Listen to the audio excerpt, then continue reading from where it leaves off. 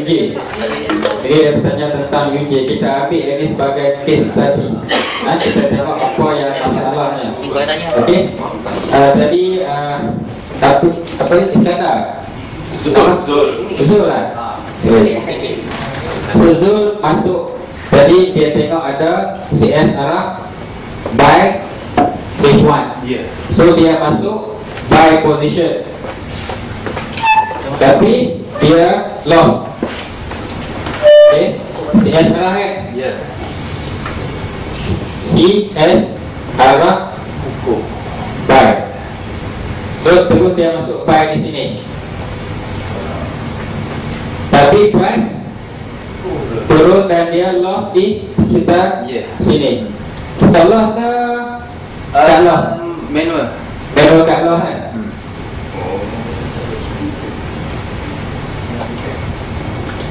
Apa masalah yang ni? Entry. Okay. So Zul nampak tak? Basic BPM ni apa dia? Ni apa dia?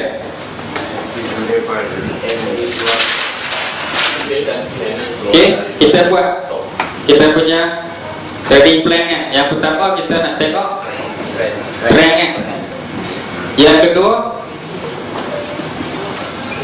entry itu di mana.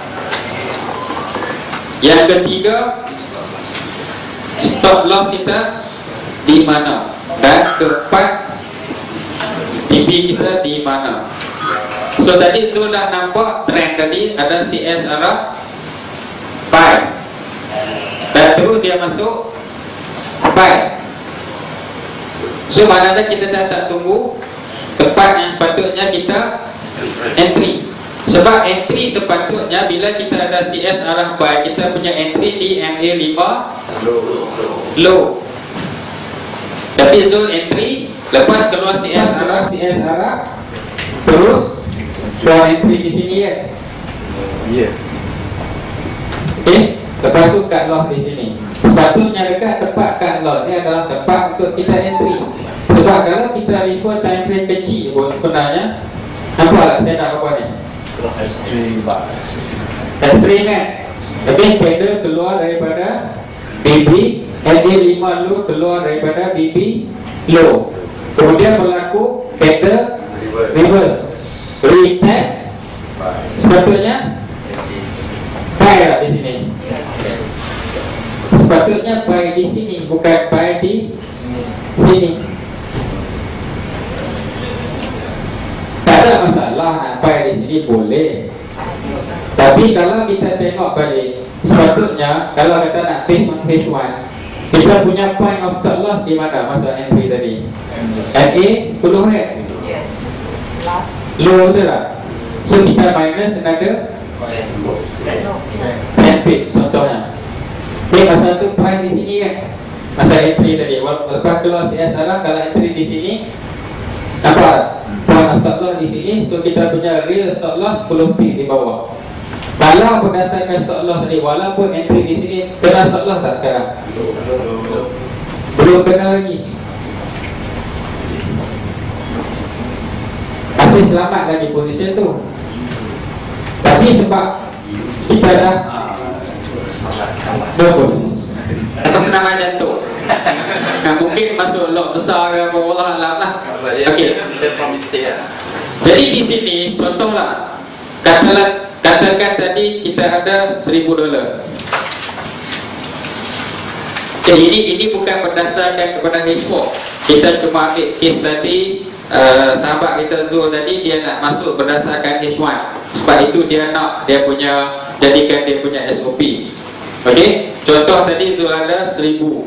Sebagai contoh, katakan Zul ada 1,000 USD dan Zul sanggup ambil kerugian sebanyak 2% per trade. Sebagai contoh, okey, 2% daripada 1,000 berapa? 20 USD. Okay. So wujudnya candle arah buy di H1. So kita dah nampak trend kan. So sekarang nak tunggu entry kan, nak tunggu retest untuk kita entry. Jadi kalau kita tengok di sini,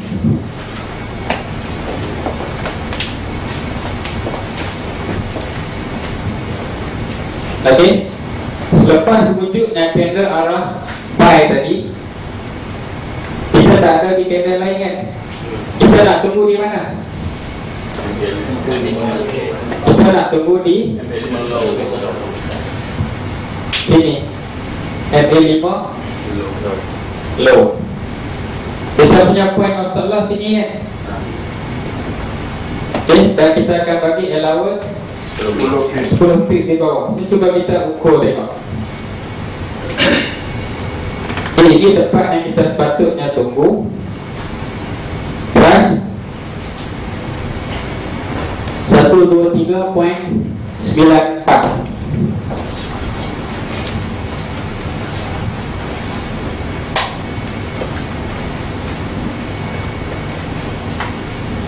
Okey, kita punya POSL, point of stop loss, di MA 10. Okey, 123.90.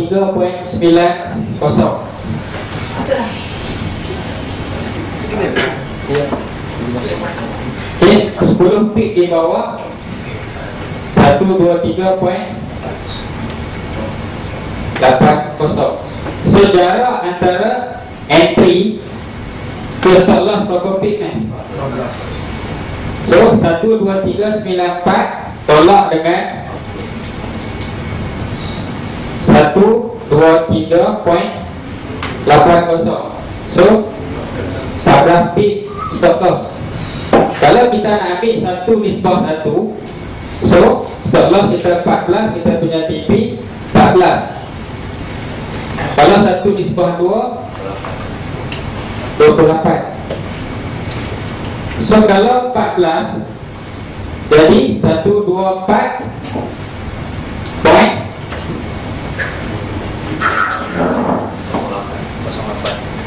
buy. Dan kita buy 123.94, 124 point 14 pip 18. Okey, di mana 124.18.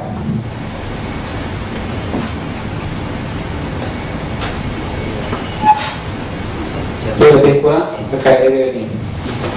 Satu nisbah satu. Kalau satu nisbah 2, 124.38 kan? Sorry, 114 pip. 124.14 pip lagi di atas. Point 32. 124.32.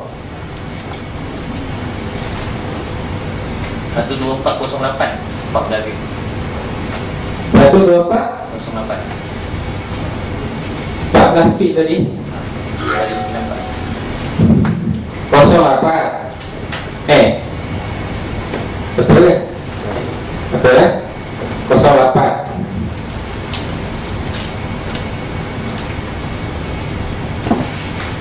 So dari kurang sini lah.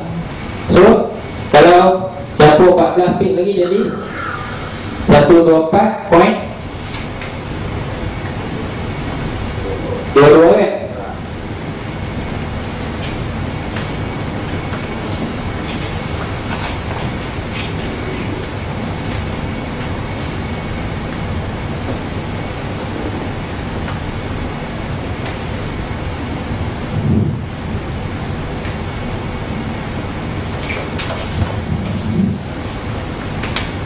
So TP 1 nisbah 2 berada di bawah resisten yang terdekat kan, DB top.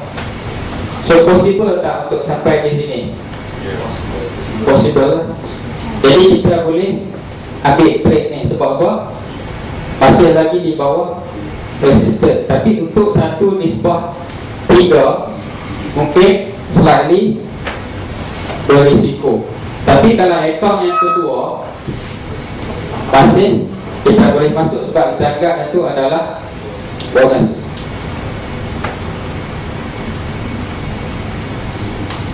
So nampak tak macam mana kita nak buat? So di sini kita nak dapat poin-poin dia kan. So berapa lot size kita nak masuk? Okay. So kita punya risiko, kita kena bahagi dengan stop loss 14 pip. So berapa lot size dia?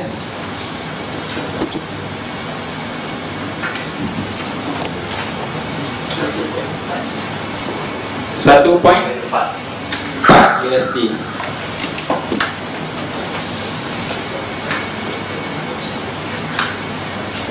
Dia sebab jarak kecil. Lagi kecil kita punya stop loss, lagi besar kita punya lot. TP kita pun just double balik kalau nak ambil 1/2. Tak perlu besar sangat. Nampak tak? Kita dah define kat mana kita nak entry. Sekarang bila kita nak entry, kita nampak lot size dia. Andainya trade ni kena stop loss, kita akan rugi letak 20 USD. Tapi kena ingat, untuk cross pair kadang-kadang 1 pip tak sampai $1. Kalau major pair selalu fix lah 1 pip 1 USD. Ada cross pair yang tak sampai 1 USD 1 pip. Ada cross pair yang lebih daripada 1 USD. Itu kena tengok balik tiap-tiap 1 pair tadi nilai per pip tadi berapa.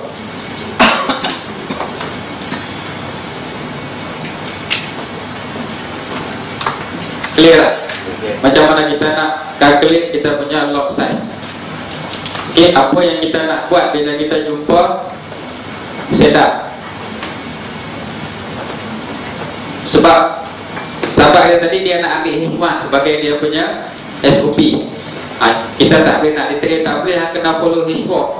Tak boleh. Dia nak ambil H1 tak apa. So dia kena buat back test berdasarkan kepada H1.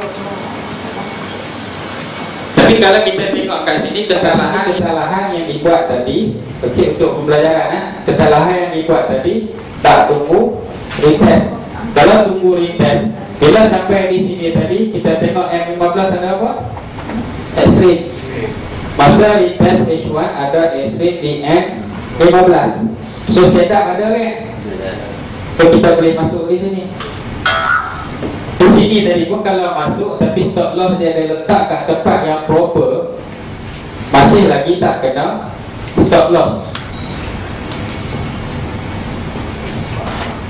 Itu yang penting tadi, point of stop loss. Malam kita ada discuss apa ni kita punya stop loss kena, lepas tu dia lari kan.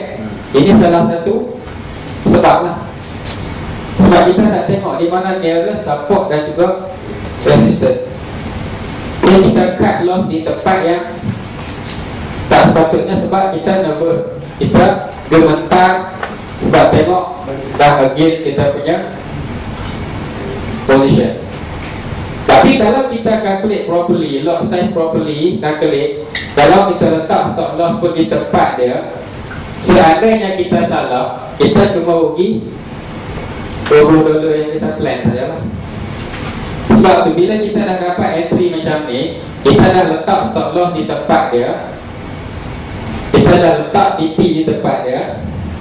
So actually kita punya kerja untuk hari tu dah selesai. Kita set dan forget.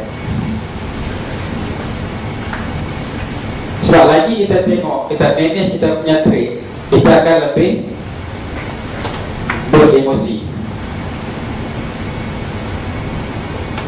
So ini case tadi yang kita boleh ambil yang berlaku sekarang. So tuan-tuan faham lah kat mana mistake tadi. Okay? Sebab mistake ni memang kena buat baru kita belajar. So nampak jelas di sini kan?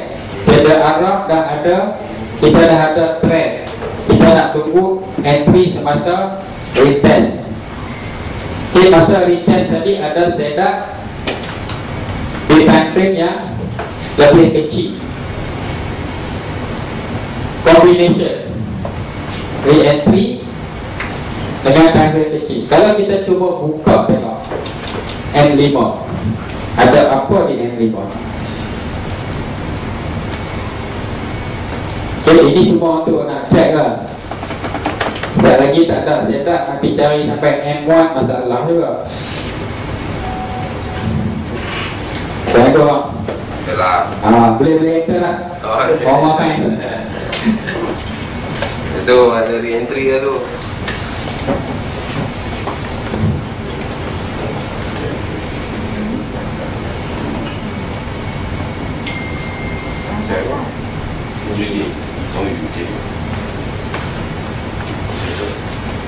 Siapa yang sedang berlaku di M5 sekarang? Sideways ya. Tapi ada lah seakan-akan pattern di sini kalau kita tengok. Ada pattern tak?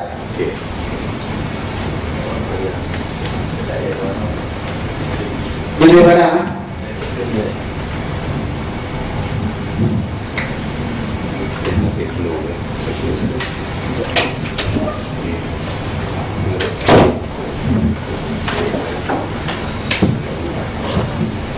Ini apa?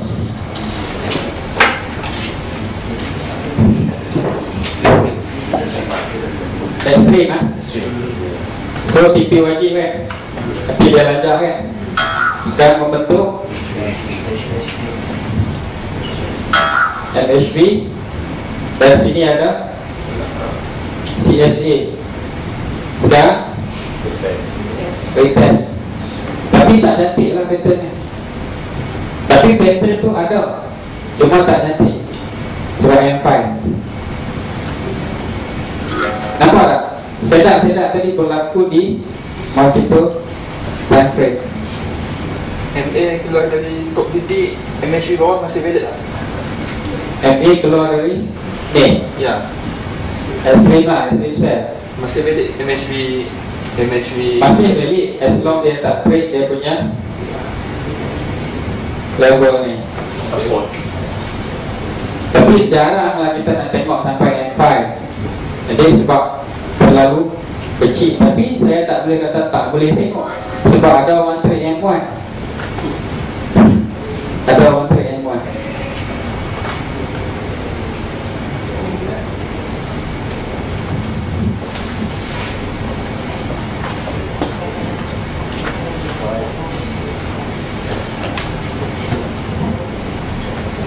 Okey. Satu lagi, kalau itu H1 CSA buy kan, Ya. H4 CSA sell. Ya. So bagus tunggu H4 entry sell. Sepatutnya kita tunggu entry sell. Sebab ini CS arah sell. Sekarang dia retest kan. Yes. Jadi kita nak tunggu sejenak. Kalau boleh ada extreme sell di sini untuk kita nak masuk position sell. Walau saya tanya dia, walaupun D1 momentum uptrend, Di mana? D1 Daily.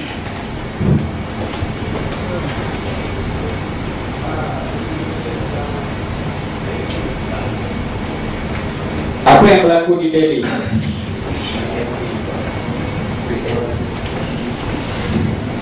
Ini apa dia? CS arah sell kan? Tapi tak ukur betul tak? Sebab tak lepas MACD. Sekarang actually dia cuba untuk test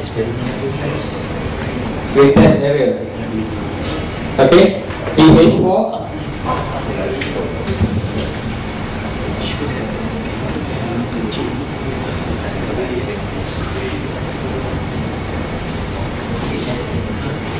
berlaku CS arah sell. Dan sekarang retest di area yang 5 high. Okey, tapi H1 berlaku bertentangan di sebaliknya. Kalau tengok kepada kekuatan, sini sell, sini pun sell.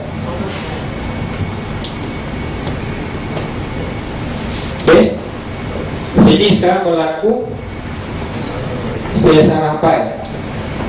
Salah satu saya punya SOP yang paling simple lah, Okay, saya tak pedulikan tentang S-rate, saya tak pedulikan tentang NHP. Saya cuma cari confluence antara CS arah H4 dengan CS arah H1. Kalau CS arah H4 bagi arah sel, sekarang berlaku pertentangan, maksudnya retracement belum habis. Apa yang saya tunggu berlaku, CS arah sel balik, retrace, saya akan masuk sel di sini. Sebab tu dalam trading, macam saya dengan Abang Omar pun kadang-kadang duduk semeja, position berlawanan.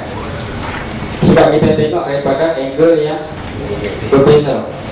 Tapi saya tak pandai nak scalping, tapi Abang Omar dia boleh ambil atas bawah, sebab dia faham. Sebab tu dalam market tadi kita tengok, nampak tak perbezaan? H1 cakap apa? M15 support tak H1? Ada kan? Ini cerita macam kita tengok pusingan ni lah. Dia sebenarnya lawan jam ke ikut jam kan? Awal. Ha? Ada yang kata lawan, ada yang kata ikut. Betul. Sebab depend dengan kita tengok yang mana. Yang ni ikut jam, tapi kalau yang ni lawan jam, tapi bila dua-duanya berjalan, kita akan nampak daripada sudut yang berbeza kan. Sama juga dengan time frame tadi. So kalau dalam satu teknik yang sama, BBMA 3 setup tadi pun kita boleh nampak dari sudut yang berbeza, macam mana kita nak ikut orang lain? Apatah lagi kalau kita nak ikut orang lain yang teknik yang berlainan.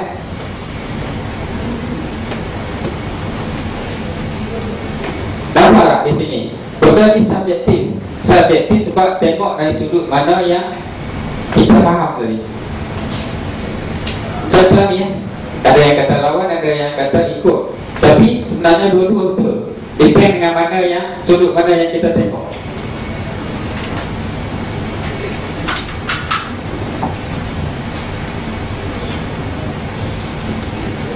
Nampak tak? Sebab tu kita kena tengok kita ni duduk di personality yang macam mana, apa yang kita tak tadi.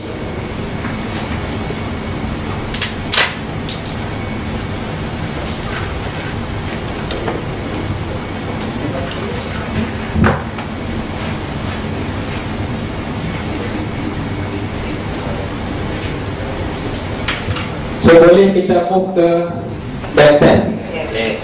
Boleh eh?